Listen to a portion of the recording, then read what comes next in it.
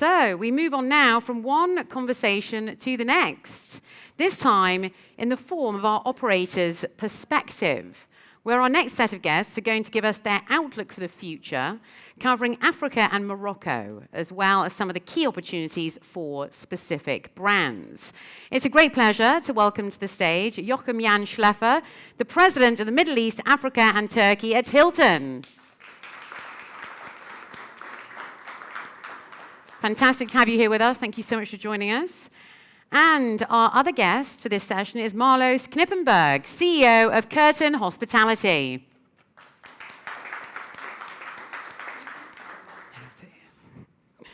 Well, great to have you here, both here. Thank you so much for joining us and taking the time out of your very busy schedules. I'm sure you're jetting around all over the place now that things have picked up. So I thought we'd start this conversation with sort of setting the scene, very much like I did in the previous conversation. So what exactly have you witnessed over this past year in terms of how you've worked through the pandemic? How essentially have you had to protect your staff as well across North Africa and Morocco? Yeah, good morning. Good morning. Yes. Good morning. Yeah, that's an excellent question because I think often we forget what we were really doing, and so our first concern was actually protecting our owners. Of the hotels that we operate in the Middle East and in Africa, which is the region I'm sort of covering, that was our sort of the first thing we were actually doing. The good thing is as well, if you look at it now, but everything which we did in protecting our owners, the communities in which we operate, and our team members, that we're actually very quick out of the starting blocks again. So to give you an idea, Middle East and Africa is sort of shortly after US and Asia Pacific in the opening up again. So those markets are stronger than we are, but there's markets behind us like Europe, which are really behind the region here. So overall, we see a strong recovery because we did all the work during the closure, let's say when the world was closed, working on clean stay, making sure people feel comfortable coming to our properties. We're very quick out of the starting blocks again. So I think it's looking positive again. Very good news indeed. Marloes, give us an overview of sort of how you handled the pandemic as well over at Kerten Hospitality. Well, I think for us, we were telling a story for quite a couple of years, and I think people used to judge by the disruptors and the new kids on the block. And I think during COVID, we signed more new projects than anything, just because all of a sudden there was the staycations, there was sustainable tourism, all of a sudden there was conversations about digital nomads, which were the rich hip kids before, and now pretty much anybody in this room is picking up their life for a couple of weeks and a couple of months, and there weren't any products out for it. So we were very lean already before, which did help. And we've come out of it quite okay. That's very good news. It's excellent. Well, tell us a little bit more about your growing portfolio across Morocco specifically then. And what does that sort of mean in terms of leading the way confidence-wise for the industry? What does that represent? Right, Morocco is a key market for us actually. We're currently operating 3 hotels. We have another 5 in the pipeline, and we're looking at a number of other projects still. So I think the good thing about Morocco in view of the future is that it is a market where we can position the different brands that we have. So we're currently operating 3 hotels, or 2 hotels in Tangier city center and 1 just outside. But we're looking at, we have a Hilton, 2 Hiltons and a Hilton Garden Inn, which is our focus service brand. We're looking at developing other brands in the country. So we have a Conrad opening just outside of Rabat. We have a Hilton Garden Inn in Casablanca opening. There's a Canopy in Casablanca, which is our lifestyle brand. So there's a real opportunity to position the different brands within the country. And the country offers so much. And there's so many cities, like Hamid just said as well, there's so many cities we haven't even looked at yet. So I think there's plenty of opportunity to put the right brands in there. I think that's what Morocco will help Morocco grow. And before we were here, we were talking about it. I think the number of quality properties in the country is going to help the destination to grow as well. So Marloes, what about you? What sort of offerings are you looking at across Morocco? And where do you feel is sort of most untapped potential as well? Well, I think like any market, when it starts growing up, it's first the big brands that go in. It's, the kind of security of the big brands that are coming in. And it's very interesting to see that Morocco now is open and starts the conversation about alternative brands, lifestyle brands. We're working on a project in Marrakesh at the moment. I think there's an incredible opportunity for offering a mixed-use product, long and short stays, offering more than just the leisure product.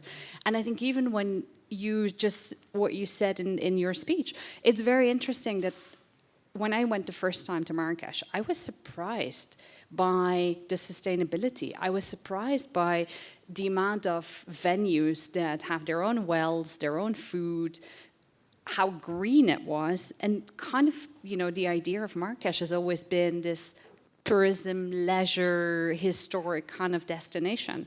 And I think the more that message goes out, the more alternative products that are there, the more I think there's a very different target audience that can be grabbed to go in. Just very quickly, there will be time for Q&A after this, so please do get some good questions going for our guests today. So JJ, without going into specifics, tell us a little bit more about the type of investor and investments that you're seeing come into the market right now then. Yeah, I think Morocco for us represents investors of very different nature. I'll give you one example. Canopy Les Arènes in Casablanca is a local investor where we really are developing the whole area actually. So we're part of a redevelopment, so it's a mixed use buildings. And I think this is where a local investor really wants to help the city to grow, to make that very famous area in Casablanca live again. If I look at the Conrad Arzana, which is an Emirati investor. So, we have a real mix of people investing in Morocco. I think the real opportunity, though, if I look at growing fast for us and helping the country as much as we can, is to convert existing hotels into branded hotels. I think Morocco has a lot of independent properties, so individuals that operate properties, and there's a huge opportunity for them to join us and be part of our reservation system and our loyalty program. We can drive business. We have 115 million members in our honors program, so as soon as we have a new property, people will want to go there. And so we have seen actually during the crisis our uptick on conversions or people that are using an existing office building and convert them into a hotel, or it's 30% up of what it was previously. So people suddenly realized during the crisis that it's actually good to be affiliated with a big brand because it gives you business even when the times are tough. And so if I'm looking at developing in Morocco, it's using local investors, external investors, but looking really at what can we convert in existing stock for our brands. If I look at the cities, everybody wants to be in Casablanca and Marrakesh and Tangier, Rabat, everybody knows that, but there's so many other cities. I mean, it's a massive country. And I haven't heard Fez yet being mentioned here. I mean, Hamid mentioned many cities, but Fez, nobody mentioned Fez. And if I could Fez very well see a DoubleTree and then Hampton, for instance. So, there's opportunities. Really, really great to know. So, Marloes, tell us a little bit more about sort of the F&B, some of the opportunities around F&B as well, adding to what JJ said. Well, I think just to make one point on the investor piece, I think there is an investor that is looking to rebrand or go and build and grow.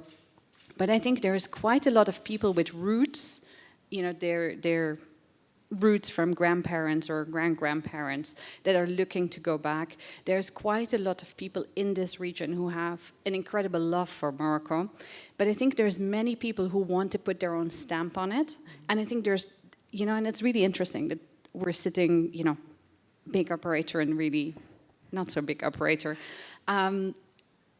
The people that we're seeing and the people that we're working with are the guys that are saying, I have this product, I want to individualize this product. Help me to take me on this journey and really put something there that is unique, that is not done over and over and everything else. And it comes to second-tier cities, third-tier cities. If you can create a number of hubs and you can connect those, you go to Spain and you know that you're going to do Barcelona, Madrid, Seville, Valencia. Probably there's nobody in the room who wouldn't know that itinerary. if you could do something similar, where you have products that are local, products that are international, you create a combination of that, you do something incredible. And I think coming then to the F&B point is not everybody's going for Moroccan cuisine. Just the fact that the amount of organic and real food is there, that alone is such an incredible opportunity. And it doesn't have to be the Zumas and the Novikovs and all of that, but just, you know, to modernize that, or to take that to a different level, or to have international cuisine that's based on that food, be such a great opportunity to drive people to come. So what sort of collaboration do you think is needed sort of going forward? You spoke about collaboration in the previous conversation, but how should hotel operators be partnering with the government essentially? Yeah, I think our collaboration with the Tourism Authority has been excellent, I have to say. You know, we try and collaborate as much as we can to sell the destination first. I think, you know, especially coming out of a crisis, we shouldn't be talking about brands. I think, you know, we all should be in here together and sell the destination first. I think, you know, the opportunities are massive, and, you know, when I was talking to Hamid just before we started, and Marloes alluded to it as well, I think sometimes having a Hilton hotel in a city gives sort of a sign of approval. And it attracts a lot of other businesses, and this has been the case. Morocco, everybody knows our hotel, which we had previously, you know, we try and do that in different cities as well. So as soon as there's a Hilton there, it's sort of a sign of approval. People feel safe to travel there, and then we can have other brands around us, like Marloes just actually mentioned. So I think the collaboration with the Tourism Authority and with the people from SMIT would be to continue looking for opportunities and be clever about it, and maybe take a little bit more risks once in a while. I think, you know, we want to be in that market. We want to have more hotels as well in that market. But, you know, the collaboration has been excellent. And doing a day like today, focusing on tourism, shows that Morocco really knows what they're doing. So moving over into this sort of human element as well, what sort of support do you think needs to come from the public or private sector when it comes to sort of developing local talent within Morocco's tourism industry? I think one of the challenges in many markets is to create a pool of talent, and very often it's a couple of hotels or the breathing source. You know, everybody's trained there and then stolen by the competition, you know, for just a little bit more. Where I believe there's already an incredible challenge to attract the new generation to work in hospitality. So it's almost like if you could take an innovative approach to talent development, which, you know, we can all collaborate in, but it's not we're all stealing it from each other, and we're all, you know, you just really create a pool of talent, attract them in a different way, and allow them to move, because that's what they're going to do anyway. And I think if Morocco or any other country could be the first one to hold the flag for that, you'd make a massive, massive difference. Just before we throw out to our audience, I hope we have some good questions going, please. JJ, tell us a little bit more about the sort of future of the industry, especially the role that the local youth are going to have to play, just following on from what Marloes is saying. Marloes makes a very good point. I think, you know, the expansion which we're going to have in the region, so not only Morocco itself, I think the Moroccan youth can play an incredible role in. I think the Moroccan youth has one thing which nobody else has in the Middle East. They speak 3 languages. And, you know, if I look at before the pandemic, Hilton in the world opened about 800 hotels per year, so 2 hotels per day. In my region, which is Middle East, Africa and Turkey, we'll open over the next 3 to 5 years another 170 hotels. And so I need people. And I think the Moroccan youth, and I see that because we have collaboration with about 10 different hotel schools in Morocco. You know, they speak French, English and Arabic, which is a fantastic thing. And the hospitality is within the culture. And so I think anybody who has not been to Morocco, and if they go the first time, I mean, you're flabbergasted by the service that you get, actually. And, you know, I think Hilton has always been known for training people. You know, we had the best talent in the world. You know, they train with us. Sometimes they move elsewhere, which is fine. But we pride ourselves for training people from, you know, rank and file all the way up. And so, you know, I think there's a big opportunity for us. Very exciting indeed. Right, I'd like to give our audience a voice. Who has a question for us? Please do just raise your hand and tell us who you are and where you're from. There must be a couple of questions from our audience members. Don't be shy. Any questions from our audience members? Last chance. If not, no? Are we sure? No questions? You've obviously done a very good job in telling them exactly what... Jonathan wants to ask something. Yes, please. I'd be interested to learn a little bit more about how you transformed this business during this very time. So, you talk about transformation of your business. How have you transformed your business over the past 2 years, and what are you trying to do going forward? I think we're... sorry, I'm not sure this is actually working. Do you want to tap it? Is it? Oh, Yeah, okay. perfect. The biggest transformation was the transformation that was happening. So when we started, we didn't have one big office. We actually were working remote and sitting everywhere.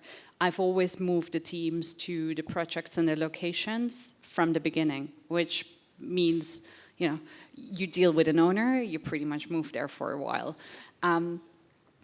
In this period, I think what we've become is much more focused on finding owners with that real vision, who really understand that combining long and short stay with a working component and complementing that with wellness or F&B or retail, or it can be anything, can really create these ecosystems, not just communities, because we're all talking about communities, which is almost this kind of social hub, but ecosystems, which means that you have collaborations that make money, that are commercial, where businesses feed each other. And I think that is really part of the transformation that we can see, we have seen, we see through the openings.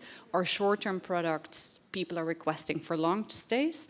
Our long stay products are selling for short stays. And I think this piece of the transformation is really, there will not be one big office, and there will not be any way that we're going back from this. And I think we're standing to what we were selling before and can see that probably another year, year and a half, and we can really prove in key financial terms how much more you can make and how good it is for everybody, not just for us. And I might want to add to that. I think what Morocco Tourism has done very well, they're selling the destination to people within the country. And so we suddenly were selling to individual guests instead of groups. And I think what Morocco Tourism has done very well is they have made the Moroccans understand that staying on holiday in Morocco is actually very nice.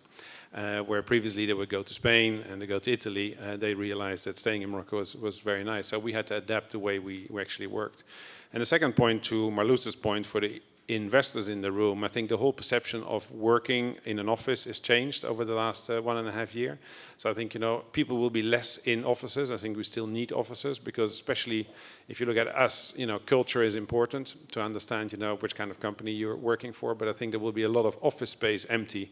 So there's an opportunity to convert those into properties, actually. So I think there's hotel opportunities there. Great, thank you so much. Final question from anyone? Just before we wrap up, any more questions? If not, I think we'll have to leave it there. Thank you so much. Fantastic speaking with you. Thank you to JJ and Marloes. Thank you.